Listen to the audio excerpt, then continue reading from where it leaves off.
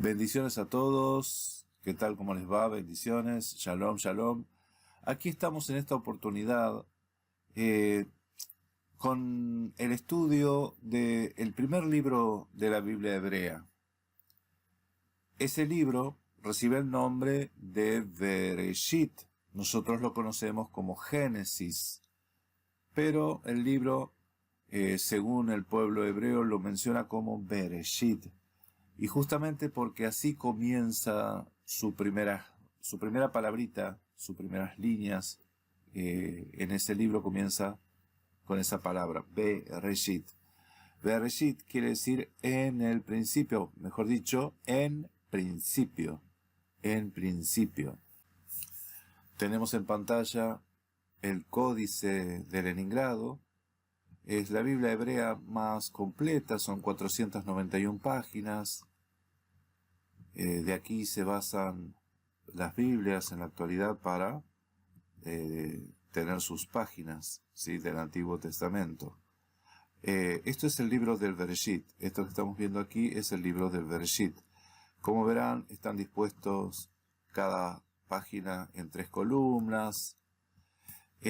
También, si vemos, voy a hacer un acercamiento. Tiene las notas de los escribas, tiene las puntuaciones o vocalizaciones, también masoréticas, que estas puntuaciones, conocidas como nekudot, nos ayudan a los que no somos nativos a poder leer fluidamente el texto, ¿sí? Entonces, como verán aquí, tenemos la primera palabrita. Recordemos que el hebreo se lee de derecha a izquierda, el sentido opuesto a como leemos nosotros, y comienza sus primeras líneas diciendo Bereshit, Bereshit bara Elohim. Como pueden apreciar, aquí no hay espacio entre palabra y palabra, está todo unido. ¿Dónde empieza y dónde termina una palabra? Bueno, básicamente hay varios indicios para darnos cuenta. Por ejemplo, la palabra Elohim, acá vemos con una letrita redonda, que es la Mem Sofit, y esto nos indica finalización de palabra. Aquí tenemos otra que nos indica finalización de palabra. Pero más allá de eso, el tema es que el hebreo, el que conoce el idioma, puede distinguir dónde empieza y dónde termina. Como nosotros, por ejemplo, en nuestro correo electrónico nosotros tenemos una frase con todas las palabritas juntitas, pero sabemos dónde comienza y dónde termina una palabra porque conocemos el idioma, ¿sí? Por ejemplo, mi correo electrónico es columna y baluarte de la verdad 8@gmail.com. Columna y baluarte de la verdad 8. Entonces, aunque lo diga así todo de corrido, podemos distinguir los que hablamos español, podemos distinguir dónde comienza y dónde termina una palabra. Lo mismo sucede en el hebreo, ¿sí? El Códice de Leningrado, que es el que estamos viendo aquí, no sé si se los había mencionado, data del año 1008,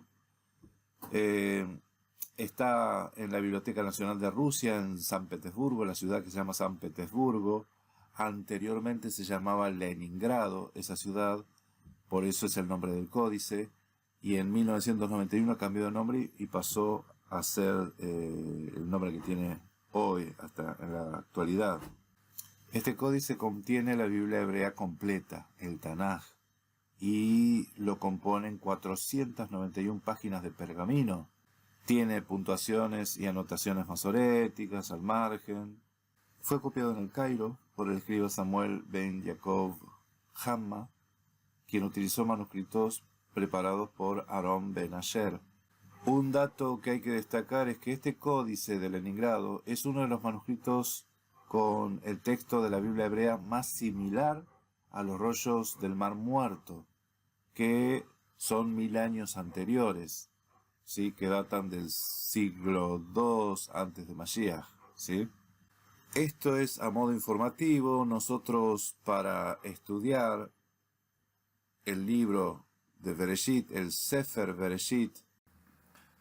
De hecho, la palabra Bereshit significa rollo. El Códice de Leningrado, como su nombre lo indica, está dispuesto en forma de libro, igual que nuestra Biblia, así que tiene sus páginas. Un rollo no tiene páginas, pero es el mismo texto, es lo que vamos a trabajar ahora. Obviamente, por una cuestión de que aquí vemos algunos detalles, algunas manchitas, y para que no se preste a malas interpretaciones, nosotros vamos directamente a ver este texto del Sefer, el libro del Códice de Leningrado, Sefer Bereshit, pero lo vamos a ver con un poquito más de limpieza. Así vamos a sacar todos los detalles estos que se ven manchitas y las anotaciones de los escribas, y vamos a trabajar directamente sobre el texto. Entonces, nuestro modo de trabajo será con la misma Biblia, el mismo texto, pero más limpio, ¿sí? A esto es a lo que me refiero. O sea, son las mismas palabras, el mismo texto. Acá tenemos la ventaja de que las palabritas sí están separadas. Podemos distinguir cuándo comienza una palabrita y cuándo termina otra.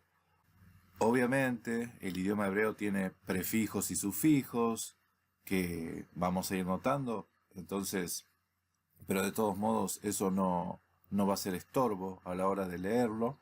Lo que sí les digo, yo no voy a partir las palabras como se utiliza mucho en lo que es los estudios de la Kabbalah, ¿sí? De ir letrita por letrita, haciendo algunas interpretaciones que algunas están lindas e interesantes, pero otras son medias rebuscadas, medias agarradas de los pelos y hasta rayan el disparate. Por respeto al texto, ¿sí? Las palabras como son, lo que dice lo que dice, y no hace falta ir más allá. Sí, por ahí entender cuando hay alegorías, porque el texto de Génesis está lleno de alegorías, y las alegorías se ven de entrada, ¿sí? Es un texto, entiendo yo, netamente alegórico. Uno lo puede llegar a interpretar como algo literal, pero más allá de lo literal que uno lo pueda tomar, y uno dice amén, amén, como por ejemplo decir, en 7 días creó Dios el mundo, amén, ¿sí? Puede ser, tomémoslo en forma literal, en ese sentido no hay problema, pero entendamos que la Torá fue escrita en alegorías, así lo dicen los salmos, así lo dicen los proverbios, y de eso vamos a ir viendo también. Vamos a comenzar a leer entonces la primera línea, y la primera línea, ¿sí? Aunque es una sola palabra, en realidad son 3, que dice ve, que quiere decir en, reshit, comienzo de. Esta T final sería esta taf final, indica de, en principio de. Hay una diferencia entre traducir el texto y transliterarlo, ¿sí? Acá obviamente yo se lo acabo de transliterar. Todas las Biblias lo traducen como en el principio, pero si lo transliteramos no dice en el principio, dice en principio de, ¿sí? La estructura de la oración hebrea es distinta a nuestra estructura de oración, por eso es preferible que se traduzca algo y no se translitere, porque a veces uno se va a enredar más cuando lo trata de interpretar o entender transliterándolo, ¿sí? Pero sepan que aquí al comienzo dice en principio de, ¿sí? En principio de. La palabra Bereshit, la Biblia Septuaginta la ha traducido como Génesis, y Génesis, si bien Génesis se puede traducir como origen, comienzo, pero literalmente, etimológicamente, la palabra Génesis quiere decir engendramiento. Y ese es un título que le pusieron los escribas judíos, ¿sí? Génesis es un título, una forma que le pusieron los escribas judíos al libro, ¿sí? Génesis. Y Génesis, como bien les dije, es engendramiento, porque en el contexto nosotros vamos a ver que hay toda una preparación del Todopoderoso para engendrar vida en la tierra, ¿sí? Por eso no está mal ese título si tuviesen título los libros. Recordemos que este libro se llama Bereshit porque así empieza. Todos los libros de la Torá se llaman de esa forma por el modo en que comienzan, ¿sí? Entonces, Bereshit es la primera palabra. Bereshit, en principio, Bara Elohim, ¿sí? Si leo todo el texto, toda la línea entera, dice Bereshit bara Elohim et hashamayim ve'et haaretz. Pero vamos a detenernos ahora en la segunda palabra. Les digo esto. Los ciencias bíblicas, ustedes habrán escuchado muchos de estas personas que la mayoría son ateos, ¿sí? Ellos no tienen confesión religiosa, la mayoría son ateos. Como son ateos los de ciencias bíblicas, eso se nota a la hora del estudio, el análisis que hacen de los textos bíblicos. Se nota, porque en cierta forma como que tratan de criticarlo negativamente. Y una de las cosas que yo he escuchado es que esta línea, la primera línea, fue escrita en diferentes épocas, ¿sí?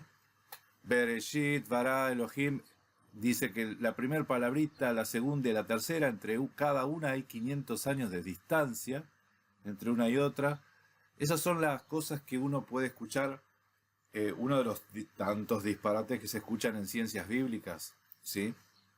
Entonces, yo les digo, a veces la Biblia hebrea sufre actualizaciones, yo sí lo entiendo, porque obviamente estas letras que nosotros vemos acá no son originariamente letras hebreas. Las letras hebreas eran distintas, pero a partir de que Israel estuvo bajo diferentes imperios, ¿sí? Uno de los imperios fue el imperio babilónico, y a partir de haber estado bajo el imperio babilónico adoptó 22 caracteres que conforman su alefbet, que son estas letras. O sea, estas letras en realidad son arameas, ¿sí? Son arameas, por eso se le dice hebreo arameizado. El idioma es hebreo, pero las letras son arameas. Entonces, continuemos con el análisis, vale la aclaración que acabo de hacer. Vamos con la segunda palabrita, que es vará. Esta palabra vará es un verbo, ¿sí? Tercera persona singular masculino, pasado. O sea, que si yo lo tengo que traducir, transliterar nuevamente, sería él creó, ¿sí? Él, indicando un varón, un masculino, mejor dicho, un masculino, singular, ¿sí? No es plural, el verbo es singular, y está en tiempo pasado, vará, ¿sí? Así es como nosotros vamos a encontrar todas las palabras en un diccionario, en hebreo. Los verbos los vamos a encontrar en tercera persona, masculina, singular, pasado. Así están en los diccionarios, ¿sí? Nosotros en nuestros diccionarios están en infinitivo los verbos. Decimos correr, caminar, hacer. Ellos no, ellos dicen él creó, él hizo, ¿sí? Él caminó, él corrió. Entonces están de esa forma en los diccionarios, ¿bien? Porque son las raíces básicamente. De ahí se desprende si yo tengo que cambiarle el tiempo o el sujeto, de ahí se va modificando. Pero siempre la raíz son 3 letritas de los verbos, que con eso, a partir de ahí surge todo lo demás. Como que es el tronco de la rama, ¿sí? Entonces, si esta palabra vará es singular, masculino, tipo pasado, la siguiente palabra, aunque esté en plural, porque aquí dice Elohim, y Elohim es plural, cuando nosotros vemos en el idioma hebreo los plurales, palabras que están escritas en plural, eso pueden indicar dos cosas, o un plural numérico, que es cuantitativo, de cantidad, o un plural intensivo, ¿sí? ¿Cómo yo puedo distinguir si es numérico o intensivo? Bueno, lo puedo distinguir en este caso porque el verbo, el artículo o todo lo que está alrededor, ¿sí?, de esta palabra me lo muestra, ¿sí?, si es intensivo o es numérico. Si fuese numérico, de cuantitativo, en vez de decir creó, tendría que decir crearon. Tendría que estar en plural. Pero, dice creó Elohim. Entonces, esta palabra Elohim es un plural intensivo, ¿sí? Esto es lo que algunos lo llaman como plural majestático y que les molesta muchísimo a los de ciencias bíblicas porque no quieren reconocer que en el hebreo abunda mucho esto. Este plural intensivo no es solamente para referirse al Todopoderoso. Ustedes van a ver que los plurales intensivos se ven en diferentes situaciones, como por ejemplo cuando uno quiere indicar algo muy grande, o algo muy fuerte, o algo muy tremendo, ¿sí? Cuando es una muerte muy cruel, la muerte de una persona que es muy cruel, se dice muertes en plural, ¿sí? Y no es que murió varias veces, sino que está intensificando esa situación, ¿sí? Bien, otra cosa que tengo que decir antes de continuar con esto es que la palabra vará es creó, pero no es crear a partir de la nada, ¿sí? Yo sé que esto quizás les está chocando un poco en la concepción que ustedes tienen de la creación, pero para la mentalidad hebrea, el Todopoderoso forma a los cielos y a la tierra a partir de una materia ya existente, ¿sí? La idea o la teología de la creación a partir de la nada surge básicamente es un dogma de la Iglesia Católica y lo podemos ver que está basada en varios textos, pero que no son, o sea, son canon católico, ¿sí? Uno de ellos es de Macabeos, habla de la creación a partir de la nada. La creación ex nihilo, ¿sí?, conocida como la creación ex nihilo, quiere decir crear a partir de la nada. Pero la nada no produce nada. Si nosotros vemos la explicación que hacen los científicos, que en realidad tiene origen también en la Iglesia Católica, la teoría del Big Bang. Ustedes sabían que eso de decir que todo el universo surgió a partir de la nada, prácticamente, ¿sí? Es algo propuesto por Georges Lamert, se escribe Lemaitre, creo que se pronuncia bien así, Lamert, un jesuita, un sacerdote jesuita, él propuso la teoría del Big Bang, teología, ¿sí? Porque ellos creen que todo surge a partir de la nada. Pero eso violenta los principios de la física. La nada no produce nada. Siempre todo tiene una causa, y esa causa es algo, siempre, ¿sí?, en las leyes de la física. Entonces, eso por un lado. Por otro lado, la palabra vará etimológicamente tiene familias, ¿sí?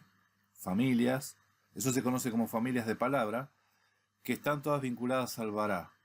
Y por ejemplo, la palabra liberar, soltar, por ejemplo, la palabra liberar, soltar, florecer, son de la familia de la palabra vará, ¿sí? Y otras más.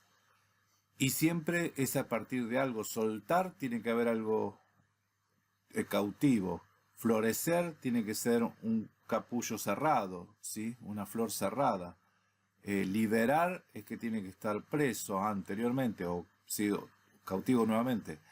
Entonces vara es la idea de que así como el alfarero crea su obra a partir del barro, el carpintero crea su obra a partir de la madera, el Todopoderoso crea su obra a partir de algo, ¿sí?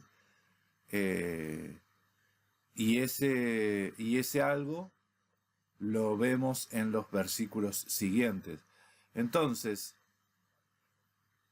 las primeras líneas dicen, Bereshit bara Elohim, en principio creó, formó, hizo, Elohim, Dios, y esta palabra bara la vamos a volver a ver más adelante.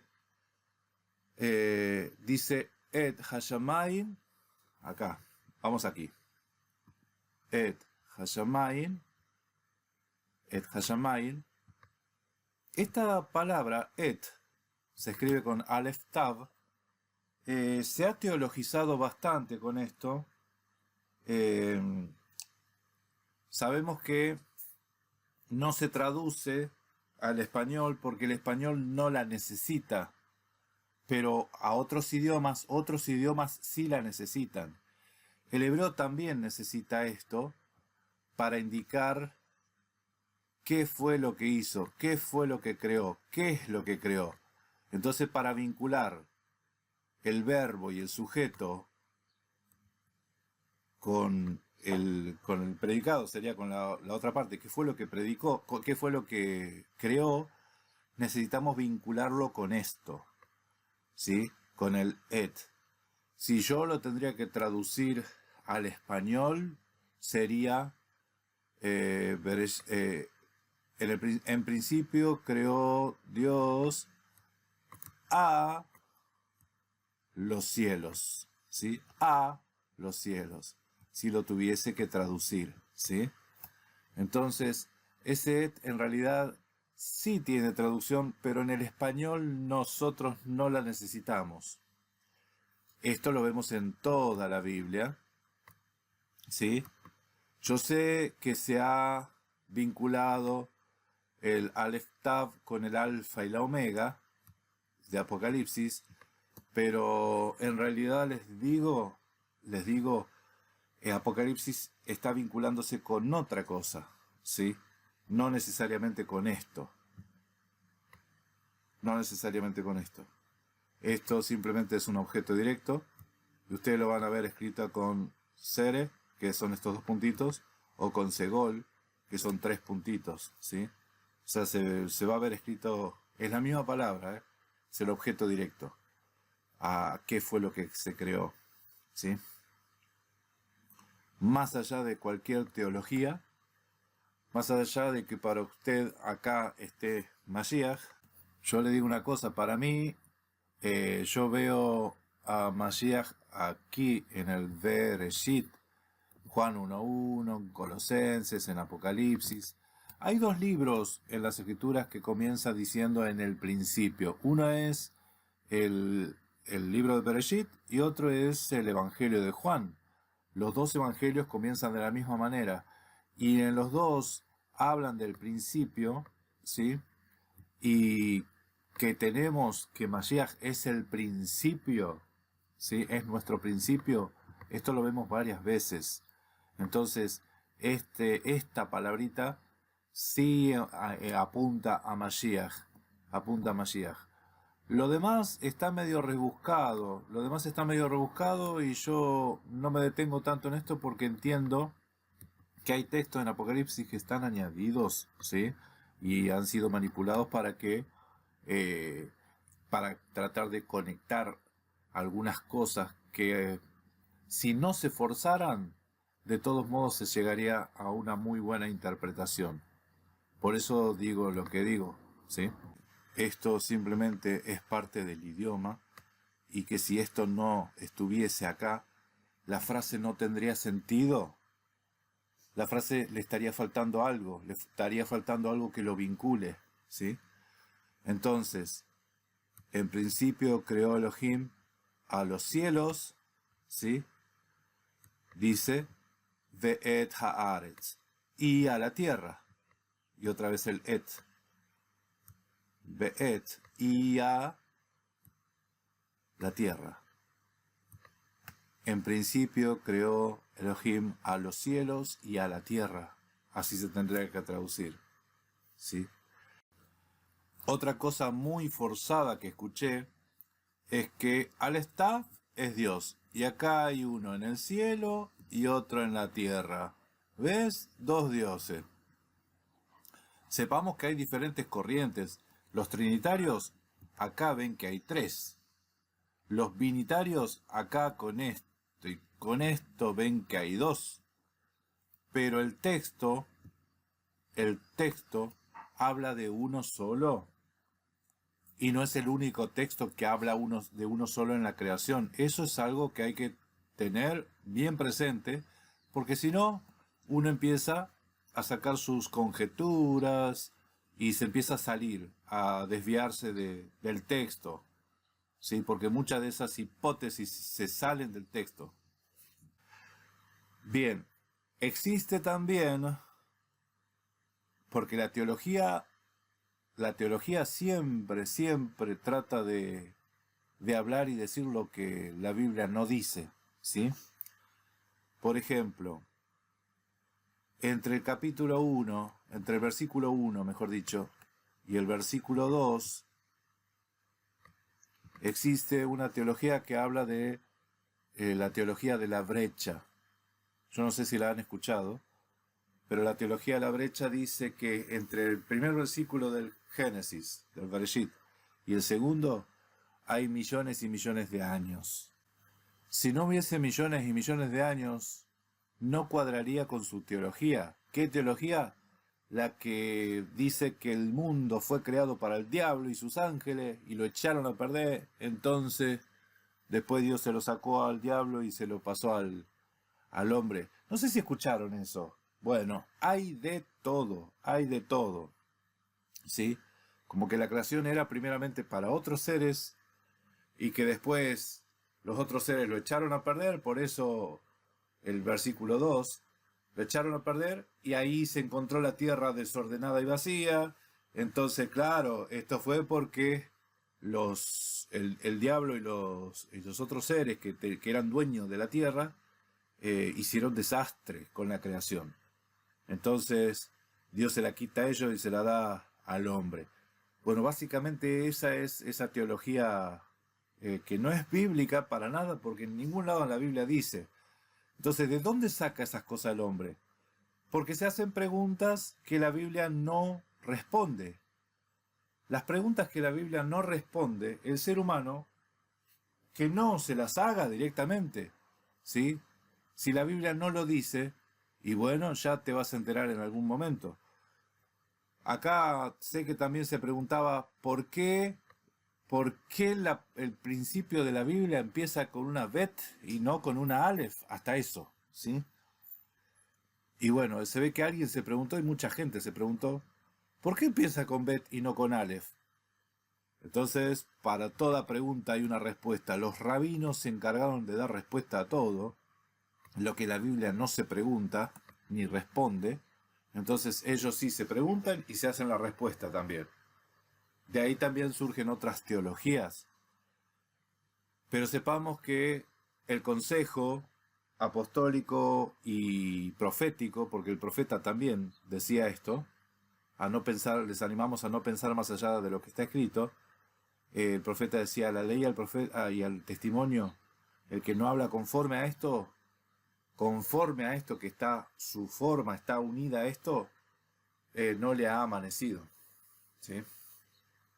Así que bueno, aquí estamos con el versículo 1 del Bereshit, completando esta primera lectura, Bereshit bara Elohim et hashamayim ve'et haaretz.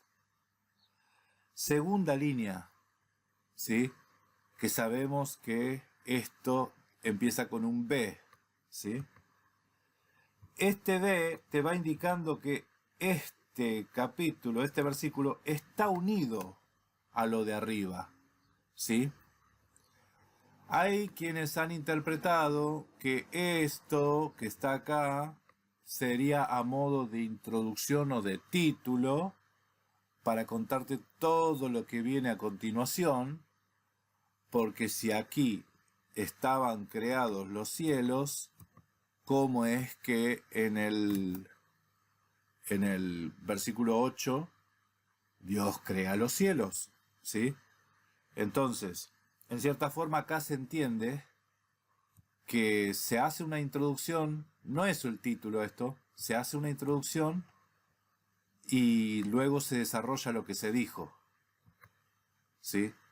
Bereshit bara Elohim et hashamayim ve'et haaretz, ¿sí? Cuando Dios creó los cielos y la tierra. Y la tierra, dice, ve'haaretz hayetá tohu babohu, tohu babohu, y la tierra era o estaba, la tierra era, mejor dicho, tohu babohu. Acá se tradujo como desordenada y vacía, Reina Valera, ¿no? Pero la tierra estaba vacía, sin forma, vacía, confusa, la tierra estaba sin provecho, o sea, como desperdiciada, como estéril, vacía, estéril, ¿sí? Da la idea a una mujer sin útero, ¿sí? Eso es tohu babohu, ¿sí? No tenía útero la tierra, ¿sí? Y qué interesante porque acá ya empezamos a ver lenguaje alegórico, ¿sí? Cuando Dios creó los cielos y la tierra, en principio, ese en principio te indica el tiempo. En principio creó Elohim los cielos y la tierra era vacía, era sin útero, ¿sí? Era sin provecho, desperdiciada pareciera, como dice así, ¿no? Esta es la idea, la tierra estaba sin útero. Dice, continúa diciendo esto, Bejoshech, y la oscuridad, al pene,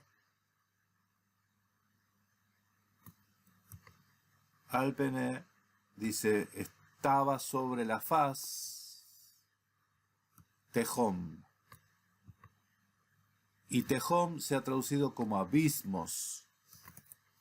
Entonces la oscuridad estaba sobre la faz de los abismos, estaba sobre la cara de los abismos. La oscuridad en la cara de los abismos. La palabra Tehom, sepan que es una palabra que indica a una especie de grieta, ¿sí? Es abismo, es una grieta en lo profundo, una grieta que tiene, como todas las grietas, es forma de serpentina, ¿no? Va zigzagueándose una grieta. ¿Vieron cuando se hace una grieta en el piso? La grieta no es una línea recta, parejita, sino que va como caminando como un rayo, ¿no? Como la forma de un rayo, como la forma de una serpentina, porque la palabra tejón tiene etimológicamente incrustada la palabra serpiente, ¿sí? Serpiente, abismo, grieta, ¿sí? Indicando un abismo o como algo oscuro, algo malo. Dice que la oscuridad estaba en la faz de esto, del tejón, ¿sí? Hay algunos que han interpretado esto como el caos, ¿sí? La representación del caos, porque el caos se representa como una serpiente, y ustedes van a ver también que el Leviatán en la Biblia hebrea es una representación del caos, ¿sí? Se habla también de Rabá, de Raab, Leviatán y Raab, como dos serpientes o monstruos marinos, pero les aseguro que estas formas mitológicas tienen sentido. Cuando alguien habla de serpiente en los textos bíblicos, en las alegorías, obviamente es algo que se enfrenta, que se opone a la voluntad del Todopoderoso, ¿sí? O sea, es algo opuesto. Básicamente eso es lo que vemos en los textos de Isaías y de Job, y vamos a leerlos. En Isaías 51:9 dice: despiértate, despiértate, vístete de poder, oh brazo de Yahweh. Despiértate como en el tiempo antiguo, en los siglos pasados. ¿No eres el que cortó a Rahab y el que hirió al dragón? Estas son figuras alegóricas. Rahab como el caos, ¿sí? Y el dragón como la serpiente antigua. Escuchen, la serpiente antigua que habla Apocalipsis no necesariamente está hablando de la de Génesis 3, sino la del Génesis 1.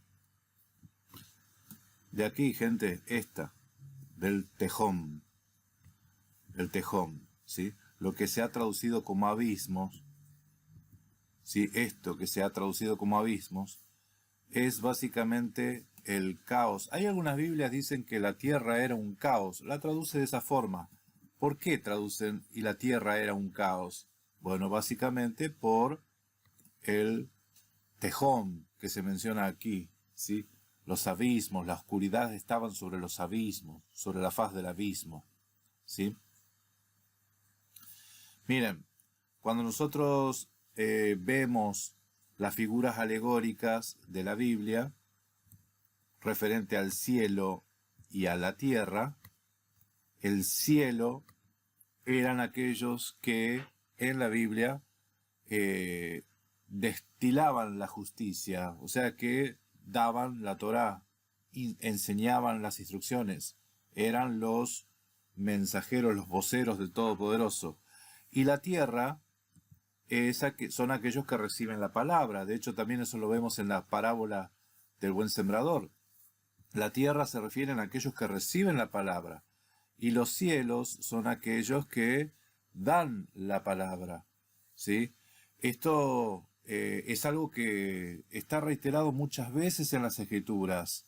Moisés, en el Deuteronomio 30, dice: oíd cielos, ¿sí?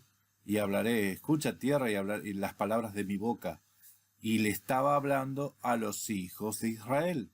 Oigan cielos, oigan tierra, y hablaré las palabras, y oigan las palabras de mi boca y les hablaré. Ahí no está hablándole al cielo ni a la tierra, le está hablando a los hijos de Israel. Entonces, mis hermanos, sepan que cuando la Escritura habla de cielo y tierra, usted puede tomarlo e interpretarlo de forma literal, pero la misma Biblia dice que la Torá está en alegorías. Los profetas hablaban en alegorías. Eso dice Oseas 12:10. Aumenté la profecía y por medio de los profetas usé parábolas. Y aquí nosotros tenemos que en principio, cuando Dios creó los cielos y la tierra estaba confusa. Cuando lo formó, la tierra estaba confusa, ¿sí?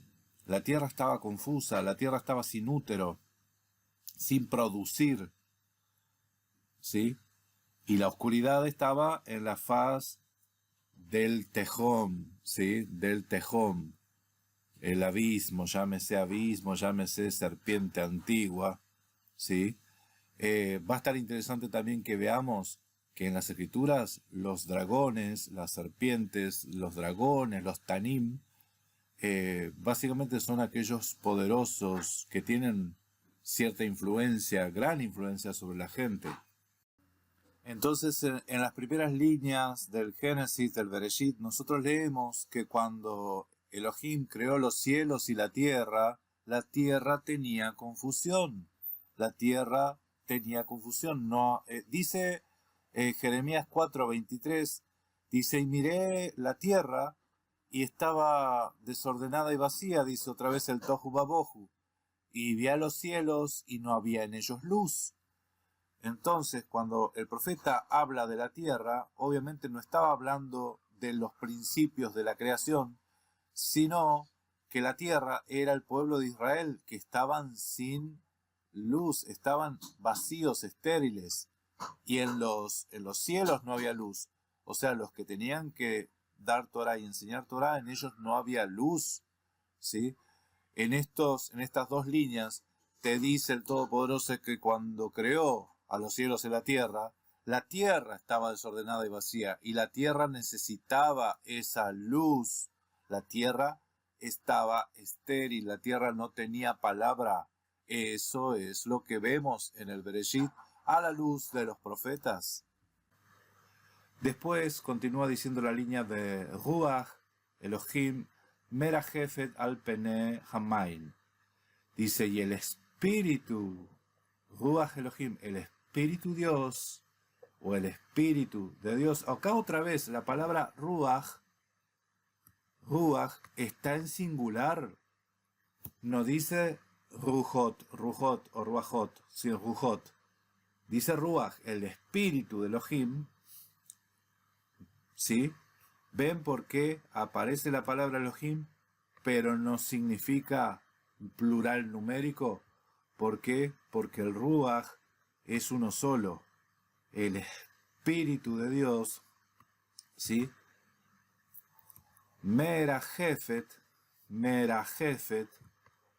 dice se cernía o aleteaba. Y acá está interesante esta palabra porque aleteaba o se cernía, esto indica un aleteo, pero el aleteo que hacen las aves alrededor del nido cuando están armando su nido, ¿sí? Merajefet, están aleteando, armando su nido, preparando el nido, ¿sí? ¿Cuál es el nido de las aves del Ruach?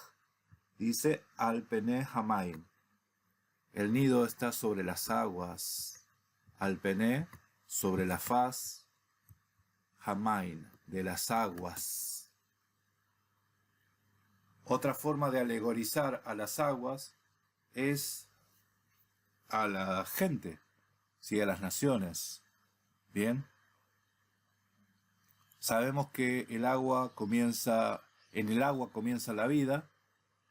El agua es muy importante para la vida y espiritualmente el agua es necesaria para una conversión, para que nosotros seamos limpiados, ¿sí? De hecho, eso dice en el profeta Jeremías 36:25.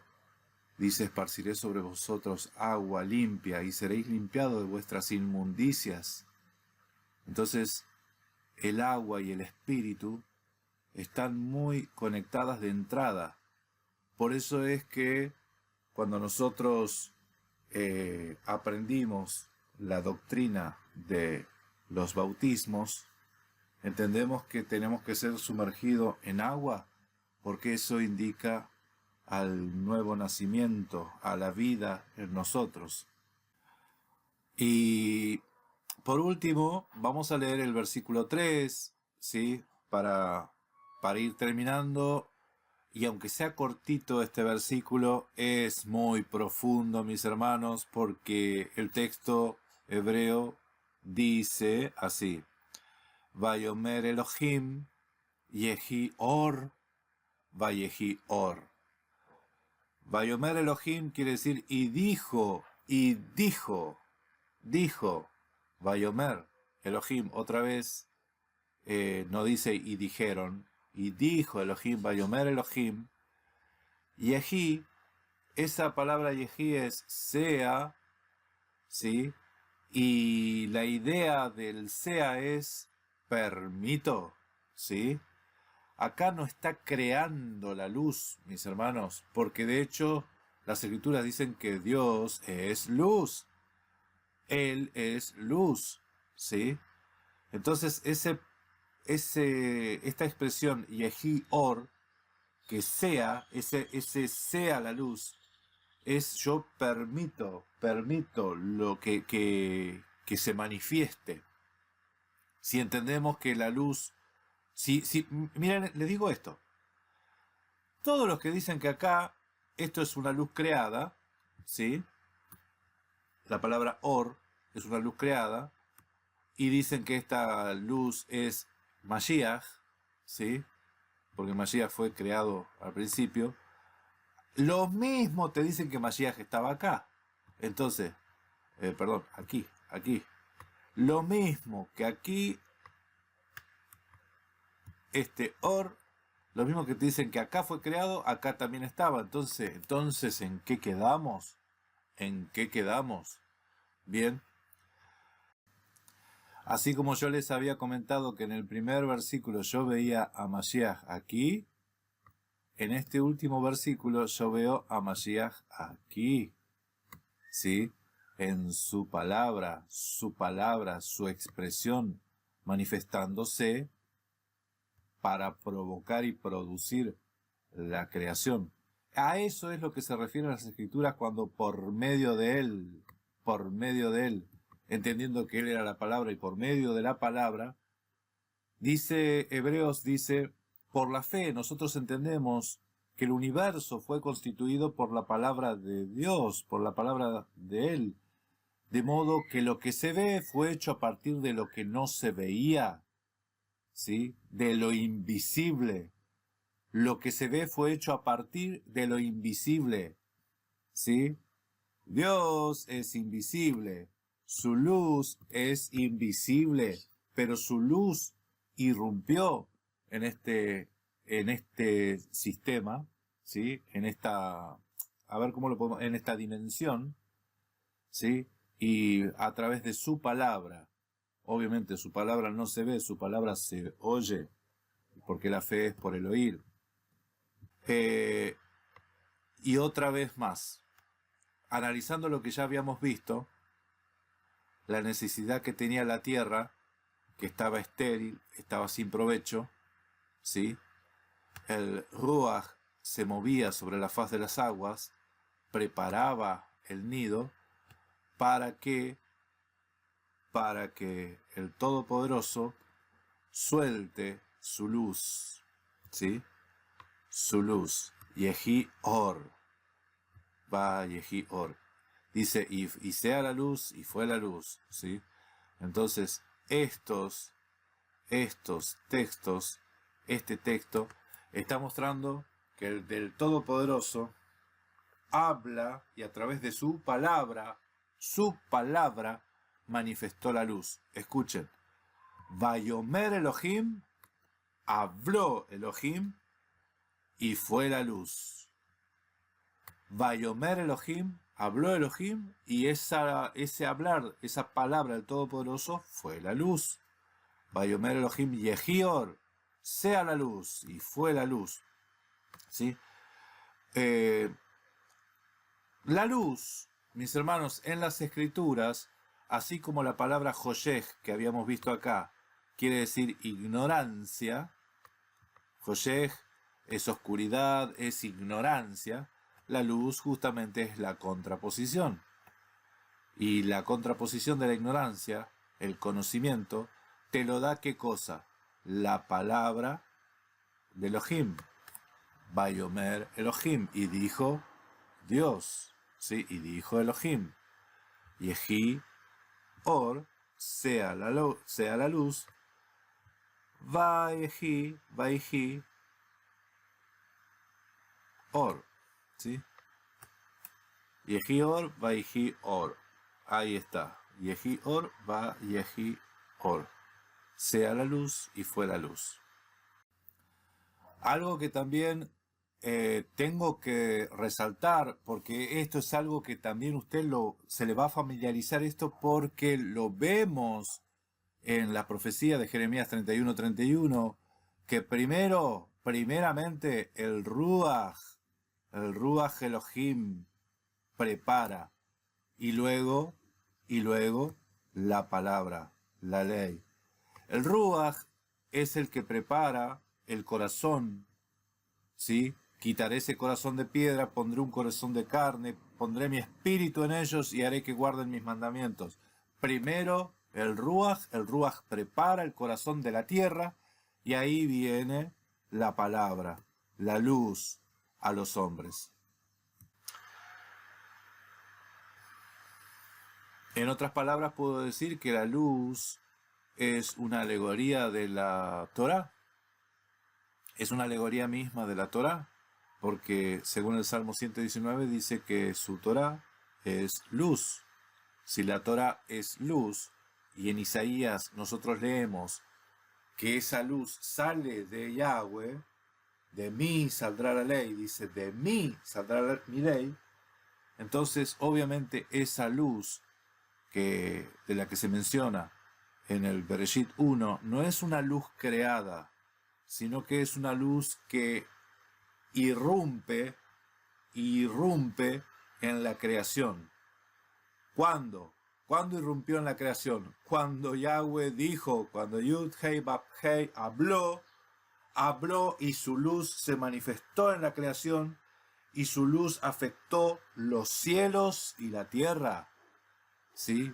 Y hizo, que ya lo vamos a ver en los próximos versículos, en el próximo episodio de Torah, hizo que la tierra produzca, ¿sí? La tierra produzca, le habló a la tierra y la tierra produjo. Eso es lo que hace la palabra del Todopoderoso, eso es lo que hace su luz. No una luz que se ve simplemente a la retina de los ojos, sino en alegoría es una luz inaccesible, de esa luz inaccesible, de esa luz vino para estos lados, ¿sí? para el lado de la creación. Bueno, hasta aquí el versículo, esta fracción de los 3 primeros versículos del Bereshit, donde dice, Bereshit bara Elohim et hashamayim ve'et haaretz, ve'haaretz haita tohu babohu, ve'choshech al penei hamayim, ve'choshech al penei tehom, ve'ruach Elohim merajefet al penei hamayim. Vayomer Elohim yehi or, vayehi or. Shalom, shalom. Hasta la próxima. No se pierda el próximo episodio y continuaremos con el Sefer Bereshit. Gracias por estar.